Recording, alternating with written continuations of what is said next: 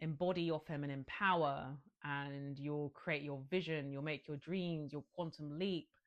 Um, and it was a very easy sell.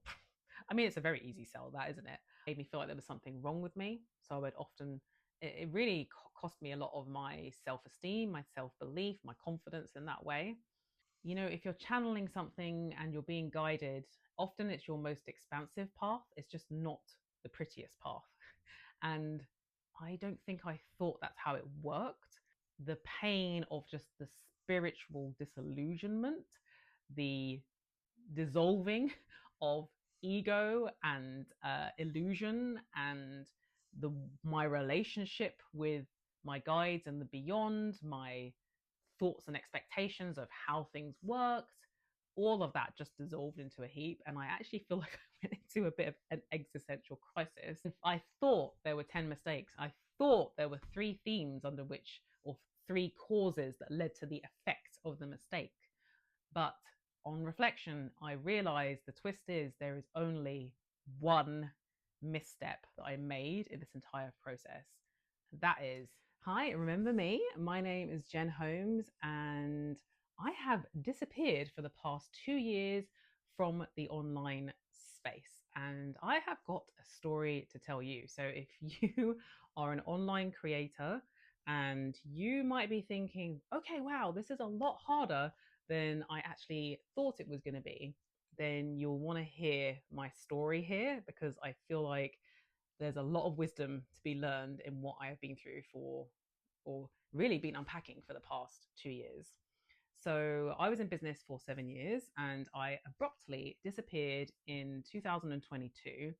I, in fact, didn't even shut everything down. I just stopped posting basically, and everything just fizzled. And truly, business, online business, this whole creative landscape online, it brought up some of the worst demons that I feel like I have ever seen, and sent me into a real dark night of the soul, a really deeply pensive dark night of the soul that I didn't anticipate back in 2017 when I first opened my business.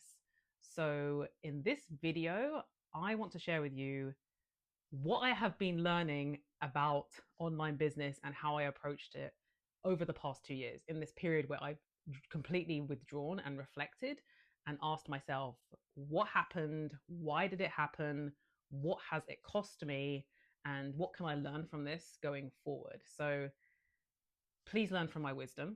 If you are on the edge, if you're feeling like, oh my days, this is not what I thought it was going to be, it's really hard, maybe your mental health is suffering, maybe your physical health is suffering, and you're really finding it hard to continue, and actually the gloss that you're seeing being portrayed when it comes to online business and the reality of it don't actually seem to align very well, and you're wondering, is there something wrong with me, or am I missing something here? You're going to want to watch this video, because I'm hoping that I'm going to share some realities, some truths, and really it's a deconstruction of all the things that I feel like I did wrong that meant the business failed and I couldn't continue in it.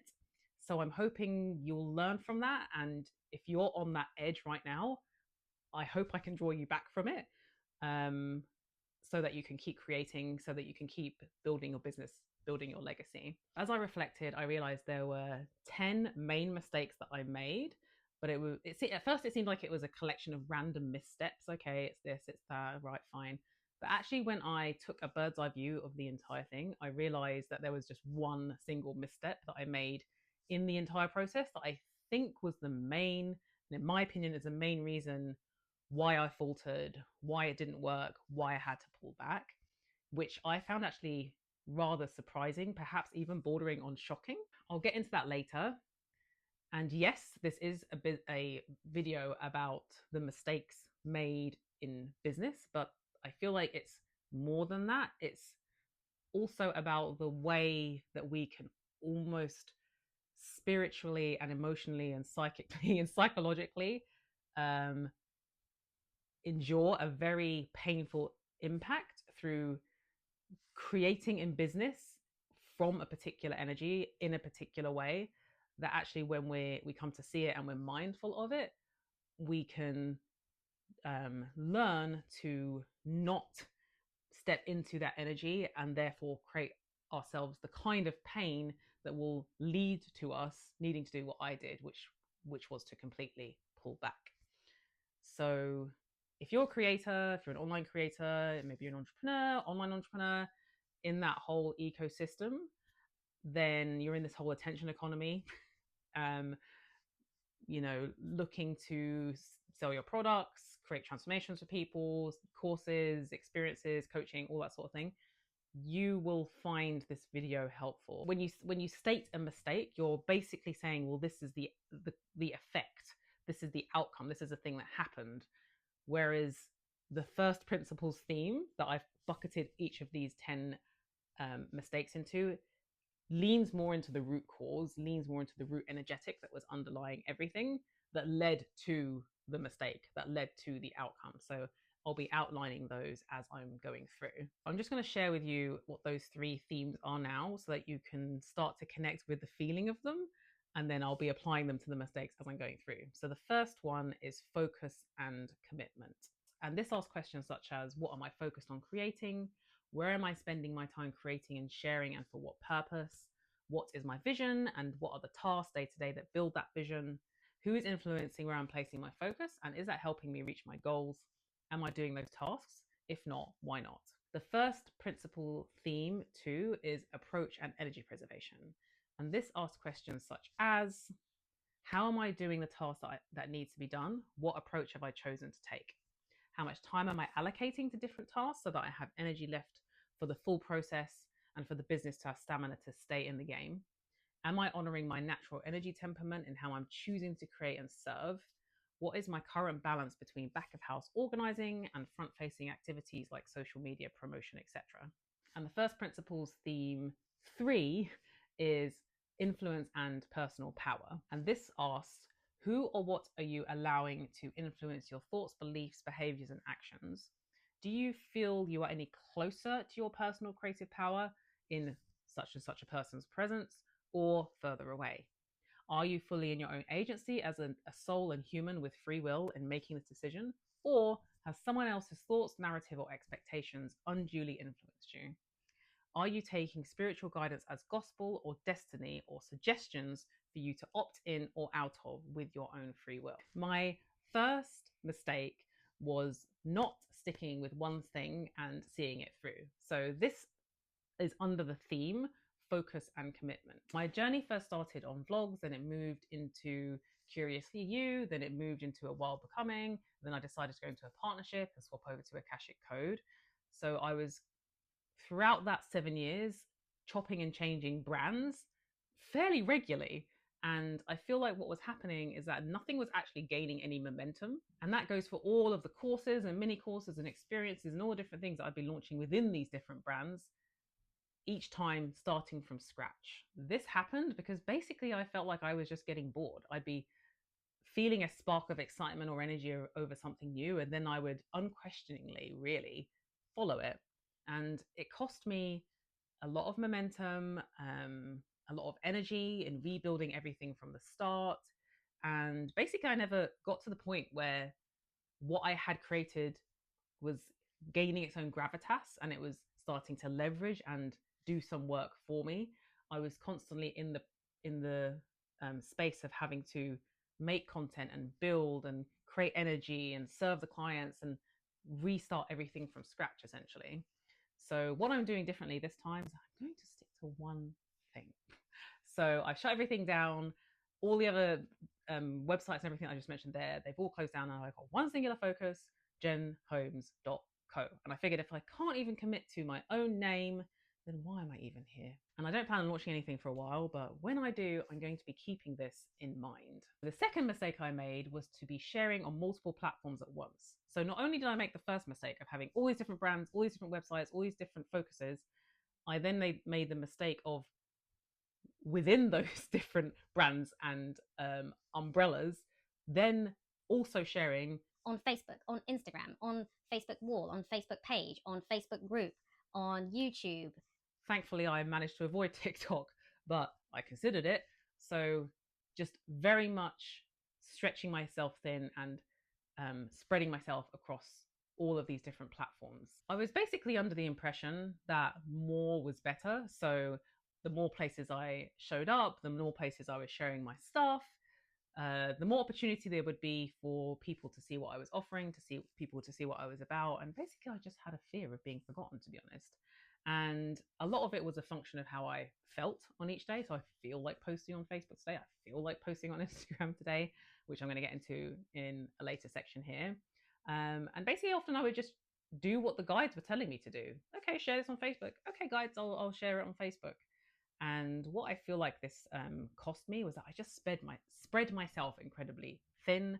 I became incredibly depleted. I felt very disillusioned because I just felt like I'm not getting any traction anywhere here. And no wonder, because there was no one place that all of my energy was actually going into. So I never built any momentum. I would often be going into these platforms that I didn't actually even want to be in. So I could actually, just in the act of doing that, could feel my energy being depleted because I simply just didn't want to be there, but I felt like I had to be. Along with all of that is that there was this necessity to edit all of the content to be appropriate for that platform, and the general time that took, the general energy that took, not to mention the energy of switching focuses constantly. So it takes energy in itself to just go between Facebook and Instagram and then shift gears in that way. So there was a lot of time and energy lost just in that changeover process. So going forward, to change this, I've only got one platform, YouTube, one website, jenholmes.co. So I'm hoping that now my focus in that way is going to be very simple and targeted and clear. I'm hoping from that place I can have greater longevity and actually start to build some momentum so that the content starts working for me, not me just constantly having to work to promote the content. And I actually feel like Vanessa Lau did an amazing video on this where she spoke about after her sabbatical of 1 year, she came back and her Instagram was essentially a complete ghost town. And her YouTube, despite having actually not posted anything on it for a year, had grown and had been making her money in that time. So to me, that speaks volumes of the value of YouTube. So I'm obviously speaking from the place of unknowing right now, but that's my intention and my reason for choosing YouTube going forward. My third mistake was relying too much on how I felt each and every day to influence my decisions and behaviors. And this theme is under focus and commitment.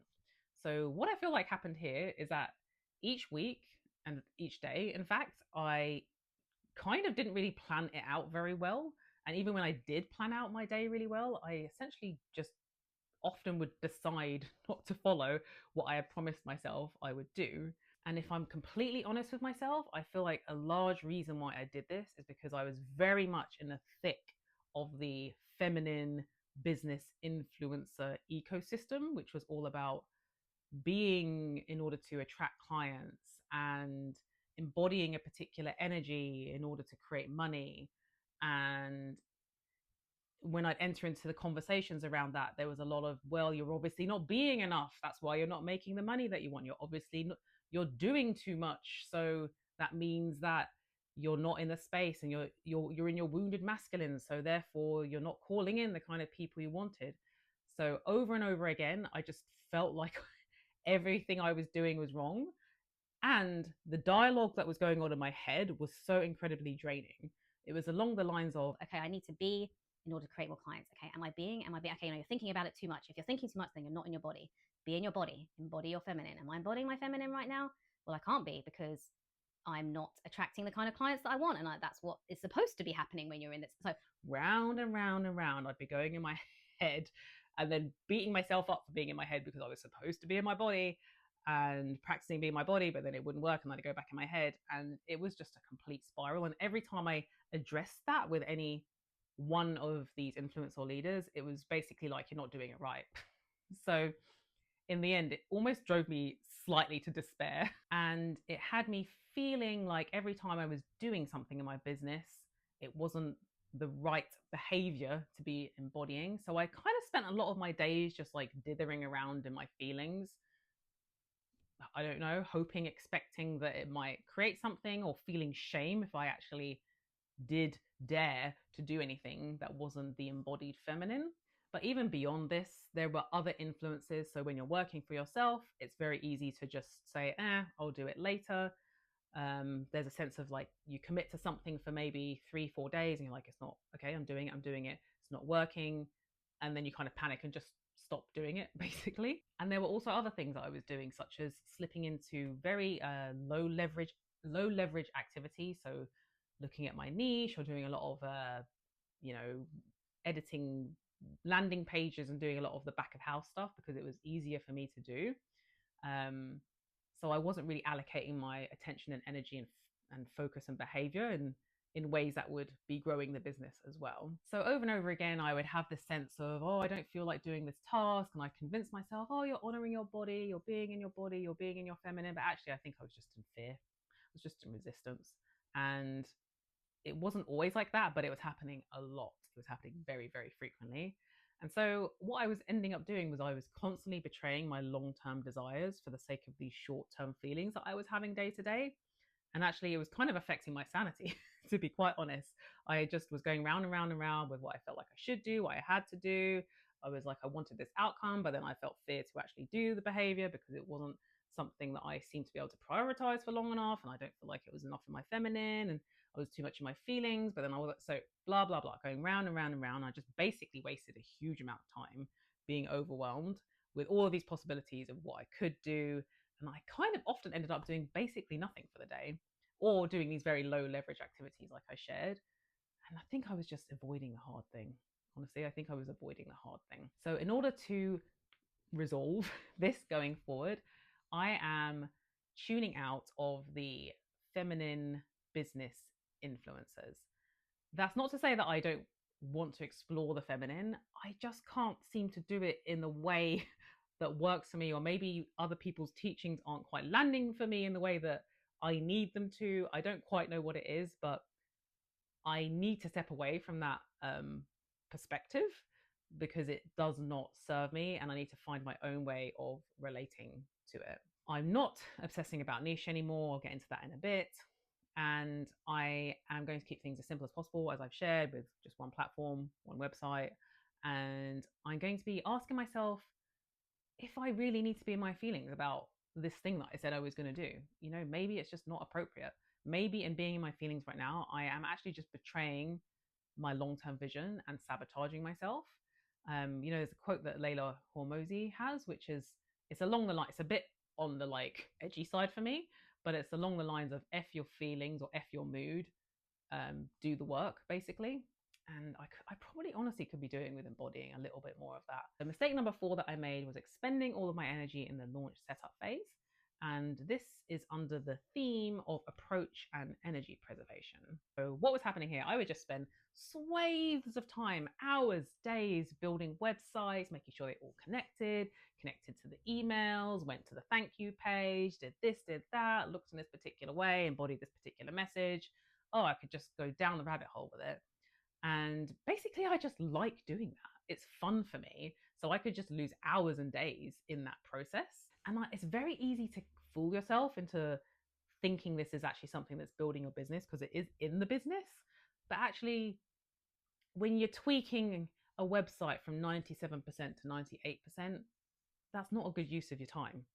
So I was doing that for extended periods of time, I would say at the expense of being more outwardly facing, doing the things that will actually call in clients. I would be so entrenched in the creation of the launch that when I finally came up for air and I realized, I now have to promote this thing, I now need to deliver this thing, I had no interest in doing it. I had no energy left. I felt like I'd spent everything already.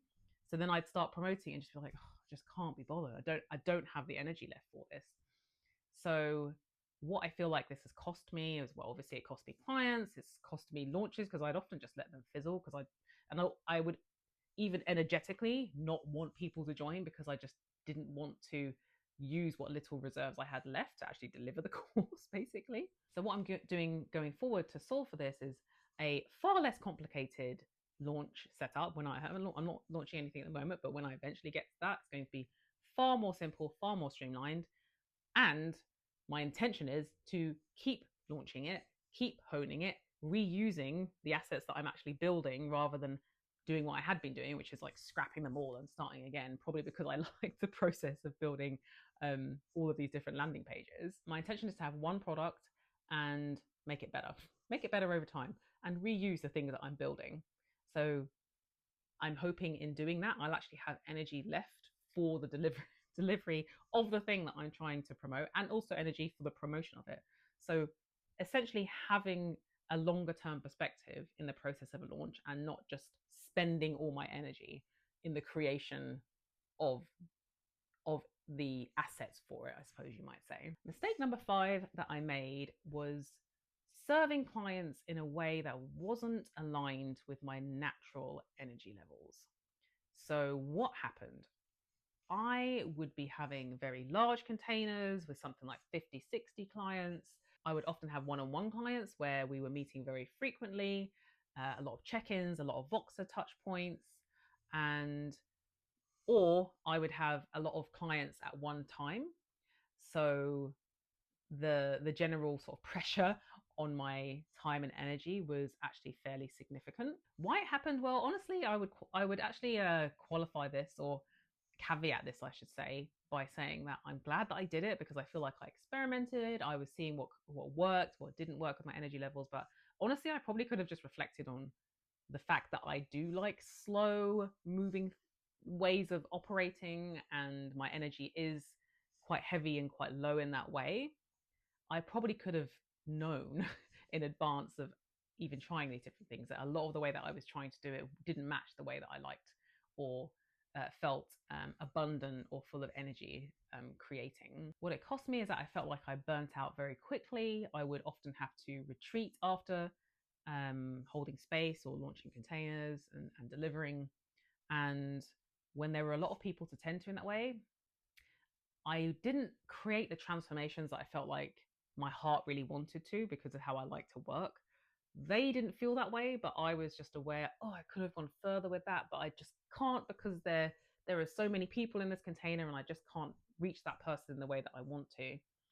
So I found that challenging, and it went against the way that I like to work with people, which is going into those deeper places, and spending that longer period of time unraveling, percolating, and actually moving through the process in a natural way.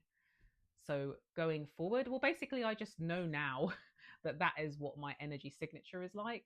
I'll make sure when I'm calling in clients and working with people that it honors that way that I like to create, because I think it will be better for me, it will be better for my clients. I think I will need to set that expectation up from the beginning, so that we know that our energy and expectations overlap right from the beginning. The 6th mistake that I made was hyper obsessing, overly obsessing about niche. And the theme that this mistake touches is all 3. So we've got here focus and commitment, approach and energy preservation, and influence and personal power. So what happened? Obviously, I've been consuming a lot of different courses and different things about growing a business. And pretty much the very first module of any single course tells you about finding your niche, choosing your ideal avatar. You've got all these worksheets and you're working through it. And to an extent, I very much do agree with this. And I have found those exercises very, very helpful. But I think maybe it's my personality, I don't know, but I can take it too far. The perfectionism inside of me is just, really trying to understand their psyche and what they're thinking, and maybe it's not quite that nuance, but that nuance, and going deeper and deeper and honing it and getting closer and closer. And before I know it, days or even weeks have gone by and I haven't done anything. I've just been crafting my niche, fleshing out my avatar, going into my story, really trying to understand what the strengths are that I have, and what I can bring to the market, and how it's unique and how it's different, and how my voice shares in a way that's unique, and what the context is that I'm working in, and round and round and round and round. And then nothing's happening because I'm not taking any action. So what it cost me well, is very much that. I would say it's cost me a lot of clients, it's cost me a lot of income, um, and probably a small amount of my sanity as well, because there's only so far you can spiral into your own navel just looking at it. And that's where I felt like I got to when it came to Avatar.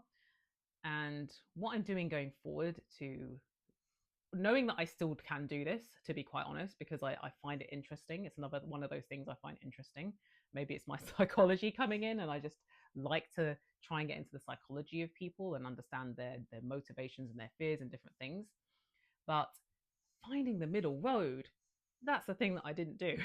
I was very much just too much going into it, hyper obsessing at the cost of action. But I do also think if I had done the other thing, the inverse of that, that would also be to my detriment. If I hadn't targeted anyone and I was over here with this and 1 minute talking about food and then one minute talking about psychology and then spirituality and then vlogging and then, then I would have had absolutely no momentum whatsoever, because I wouldn't have known what am I even doing here? What am I offering people? Where am I going to transform them? So there was a middle ground that I feel like I didn't go to. I veered very far away from the randomness, but I went too far into getting it perfectly specific that I just stopped and stayed stuck there and took no forward action. And in doing that, I got no feedback from the market. Oh, I created this thing about such and such topic. That person really resonated with that. And I really like talking about it. Maybe I'll craft a bit more around that. Experiment, create more, learn more about myself, learn more about them, and pivot.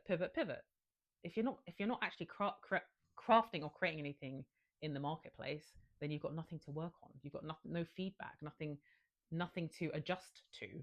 So that's something that I'm bearing in mind going forward, knowing that I still have a propensity to do this. The seventh mistake that I made was believing that channeled guidance would always lead to the exact outcome that I hoped and anticipated for.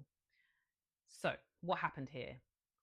I'm channeling, I'm meditating, I'm receiving guidance. Do this, create that, serve in this way, launch in that way, etc., etc. And expecting that in following that and in going along with that guidance, that I would get the thing that I wanted. I would get the outcome that I was anticipating. But the reality is that when you're channeling and you're receiving messages from your guides and they're directing you forwards or guiding you in a particular way, it's often just for your expansion. It's not because they're leading you into some nice cushy outcome that you really, really want. And I think my expectations and their expectations there weren't very much aligned. If you're channeling something and you're being guided, often it's your most expansive path. It's just not the prettiest path. And I don't think I thought that's how it worked. So what this cost me, honestly, the pain of just the spiritual disillusionment, the dissolving of ego and illusion, and my relationship with my guides and the beyond, my thoughts and expectations of how things worked, all of that just dissolved into a heap. And I actually feel like I went into a bit of an existential crisis because of it. This feeling, it's almost a feeling of betrayal, but it's also not, because you know that they're trying to help you. They're trying to dissolve your ego and help you let go of things that you're attached to and that aren't serving you. But it hurts quite a lot. So what I'm doing going forward is firstly reimagining my relationship with my guides, with the beyond, with that sort of mystic space. I've A lot of it I do feel like has come from a lot of wounding of it's up here and better than me, and it's here to tell me what to do, and if I only do what it says, then I will get what I want. So this very kind of almost dictatorship, and then this is it sub? I'm not sure what the word is. Submissive role, so dominant submissive role, I suppose you might say, to being more of a co-creative role, seeing their offerings and their guidance as being just that, and offering a suggestion, not something that I'm being dictated to do if I want to get what I want. And that's been something that I've had to build from the ground up, and has possibly been most of the the most painful psychologically, spiritually, emotionally of all of these different points, because it has totally broke down my belief system and made me see how my perception of the world was very skewed in a way that I personally couldn't see. So it's really held a mirror up to me in a very painful way. And I'm also grateful for it, as we often are with these expansive processes in hindsight. Mistake number 8 that I made was sharing channeling guidance rote, so not editing it. And the umbrella that I felt like this fell under was approach and energy preservation and influence and personal power. So, what actually happened here? I would receive guidance, I would receive downloads, I would channel, and then I would just take it as is and share it publicly. I wouldn't edit it into my own voice. Why did this happen? Well, it was a very quick and easy way to create content. Um, I could very quickly receive something, channel it, share it, and that was it. My content for the day was done. I felt like I'd had that tick box done. I do feel like the words are very powerful. I did feel like, and I do feel like a lot of what was shared could be very transformative for someone. But it was the place that it was coming from. It was coming from the place of the guides know more than me. Um, I was almost handing my power over to them. And in addition to that, I found it was a way for me to rescind responsibility. So the best way I can say it is like, here's some content, and if someone took any grievance with it or they disagree with it, I'd be like, ain't me, governor, nothing to do with me, because it came from the guides. So it was a way for me to kind of be like, here, it's for you to deal with how that might influence you. So it was a very distancing way of approaching things. And what I feel like it cost me is that I put the wrong energy into the business.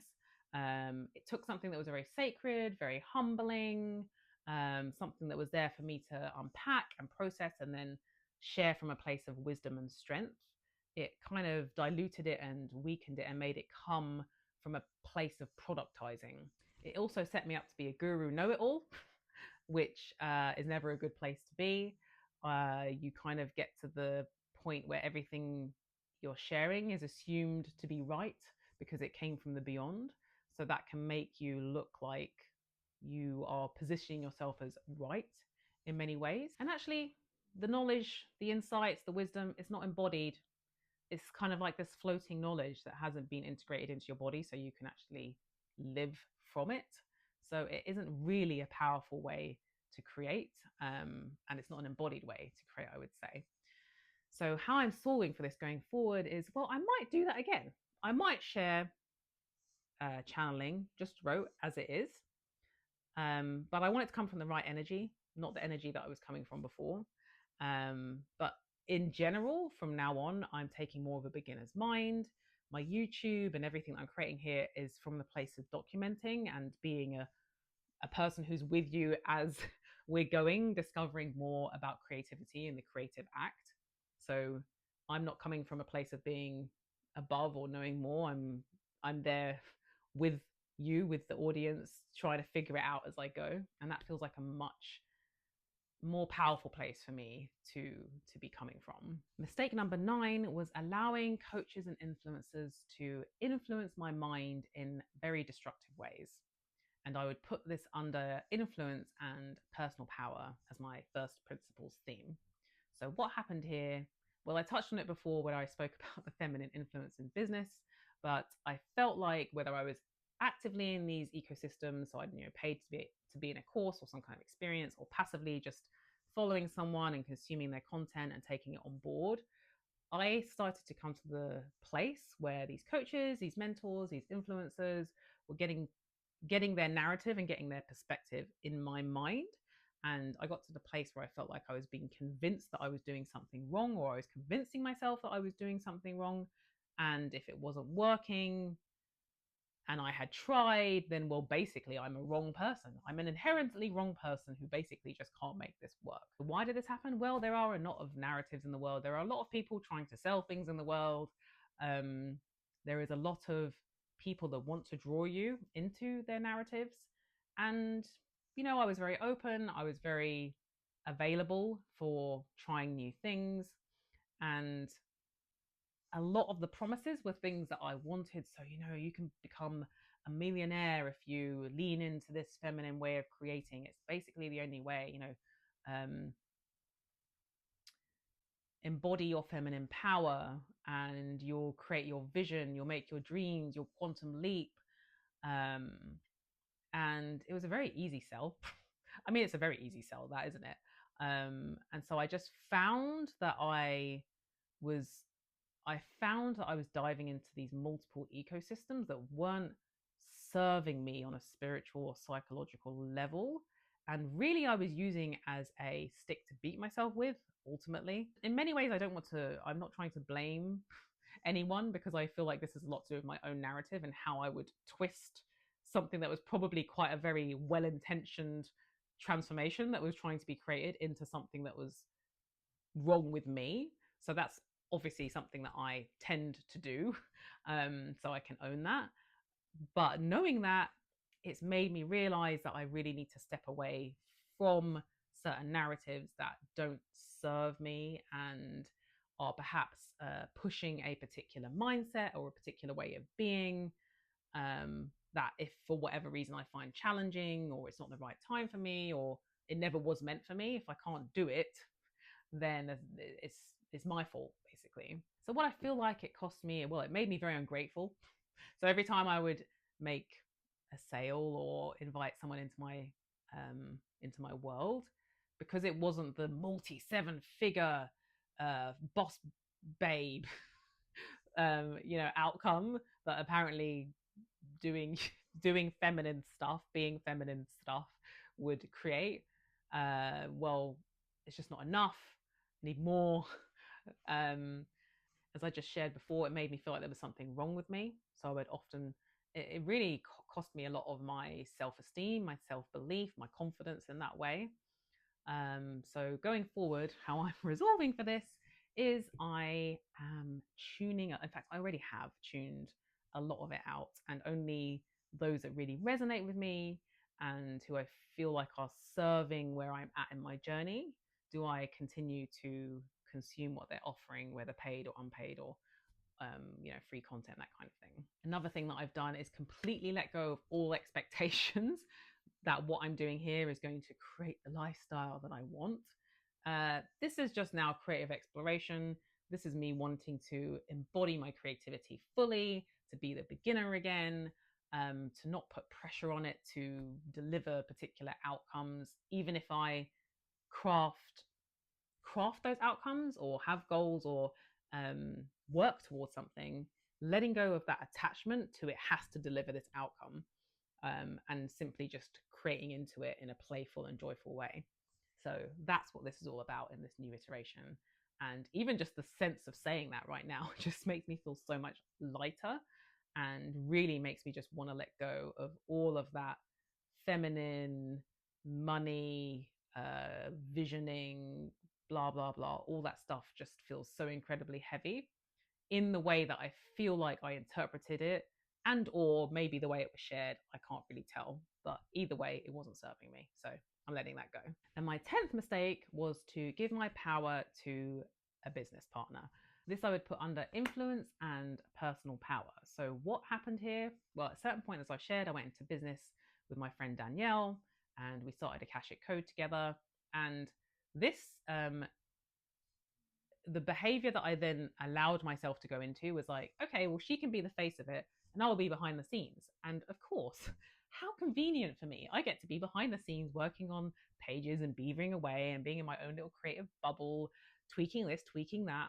And it kind of seemed okay. It seemed ideal. It seemed like I could back away from the stuff that I didn't feel like I was particularly good at. And then she could be at the front of the things that she was really good at. But actually, it seemed on paper that it was really good, but had multiple problems. Basically, I started to lose practice because I was no longer at the front or at the helm of what I was, how I was creating and getting the practice in of being in front of the camera. It actually fed into a lot of my stories of being boring, of nobody really finds me interesting, because I was fading into the background and I know that I have those stories. So they started to become very loud, and I just essentially, instead of working to not overcome them as such, but integrate them in some way. I just accepted them. Okay, well, you're kind of boring, Jen, so it kind of works that you're in the background here. So it wasn't really serving me in that way. Again, all my own narrative, nothing to do with Danielle. But also just generally, in being in partnership with someone brings up a lot of different, you might have different expectations, different communication styles, and a lot of that can add a lot of friction and slowness into the creativity process and the process of growing things, which is all normal and fine.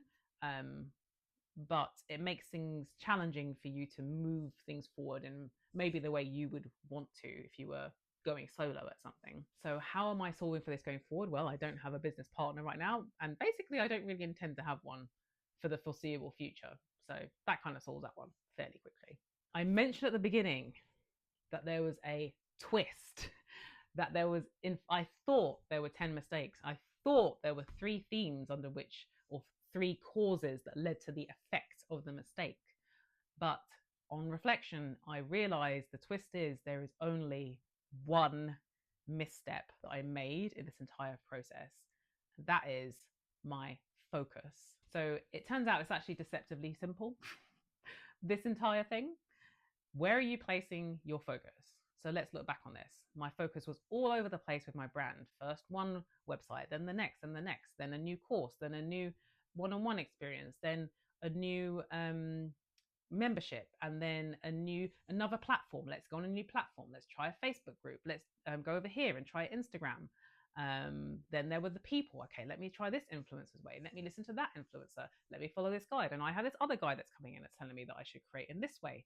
Let me listen to that. Let me try this. Let me try that. Then there were the tasks. Okay, let me be over here focusing on this not very important tweak on this landing page that nobody is even going to notice, and let me focus on it for a day or 2.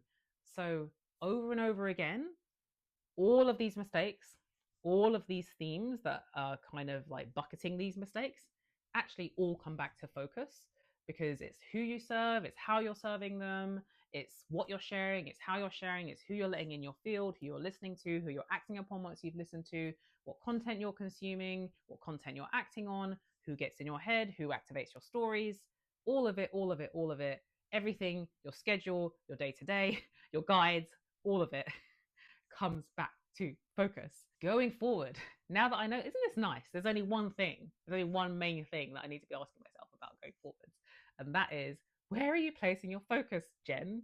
So I've come to see that my focus, it's actually the most valuable resource that I have. There is a reason why we now live in the attention economy. It's because it is so incredibly valuable. And I feel like actually I was spending it very willy-nilly. I wasn't being mindful. I wasn't really considering whether this was something that was deeply benefiting me, if it was leading me towards my goals, if it was making me feel good, if it was expanding my creative output, anything like that. I was just kind of like, let me give this a go and see what happens. In hindsight, I wouldn't have had all these sparkly new business ideas. I wouldn't have a million social platforms. I wouldn't have had a million content types, all these different social platforms. I wouldn't have had all of the coaches and healers and influencers in my ear, all these YouTubers, all the internet telling me what to do, how to do it, everything that's working for them. Try it in this way, try it now, jumping around, trying this launch technique, trying that launch technique, and doing all this excessively safe work behind the scenes. I just, in hindsight, knowing that my focus is absolute pure gold, I think I would be really, really trying to pare that down into the simplest and most punchy, you might say, thing that's going to manifest the thing that I'm looking to step into the future. And I don't think I don't know, I feel like there was this kind of like lovely naivety to younger Jen who just was playing around and experimenting, but not in a mindful way with the kind of precious resource that my focus is. And ultimately, I feel like that's cost me my time, it's cost me my energy, it's cost me income, it's cost me a lot of my self-confidence, my self-esteem. I've lost a lot of practice because I've been out of the game now for 2 years, trying to integrate and reflect on everything that's happened over the past 2 years. And really, my whole self-concept has collapsed. And ironically enough, I'm not angry. I'm not kind of saying that I regret any of it, because I know it's perfect. I know it's led me to precisely where I am right now, where I can actually value my focus and integrate all these lessons and move totally differently going forward. So it's another one of those funny things that in hindsight, you're still kind of grateful, even though it was an extremely painful, very, very painful process that I wouldn't wish on anyone. Anyone, especially you, if you're watching this and you've got this far, thank you. Learn from the mistakes that I made. What is changing going forward? Look, I'm back. I've made my first YouTube video. Hello. Yay me, pat on the back. Well, I'm treating my focus as the precious, precious resource that it is. I have one website, jenholmes.co. I have one platform, YouTube. I have email that I'll be my email list that I'll be building in the background, and that's it. And when I come to launch something, I'll have one product, and oh, fine, I'll be your way, make all the sales pages for it as and when the time comes and it feels right. And then I will hone it and make it better and grow it and create momentum and leverage and all the things that I wanted before, but I never seemed to be able to craft. And I didn't understand why. Well, now I know. It's because my focus was not where it needed to be. We've reached the end of this video, and if you found this interesting, as I shared, I have got my email list and my email newsletter, which I'm calling the journal. And basically, this is going to be the space for my more private thoughts, for my more kind of closer, intimate community, if you want to be finding out what's happening behind the scenes with me, and also for my own private journal entries. There are certain things that maybe feel a little bit too edgy to share publicly in this way for YouTube. But actually, if it's that more intimate space, that's fine. So if you feel called to join that, it'll be somewhere on my webpage. You can click on the link below. And yes, here's to treating our focus like the gold that it is. Thank you so much for reaching the end of this video. I don't actually know what my next video is going to be, but it will be connected with this, because the focus, the real focus that I have going forward now is creativity, the creative act, and creating from that rich, abundant, I can't even bring words to it. It's kind of what I would call the river. It's the river. How we get into the river again? That's what this is going to be all about. And I don't know. I'm the experimenter. I'm with you. Let's unpack it together. Let's discover. So whatever that next video is, I'll put it up here, and I'll see you over there. Thanks very much for watching.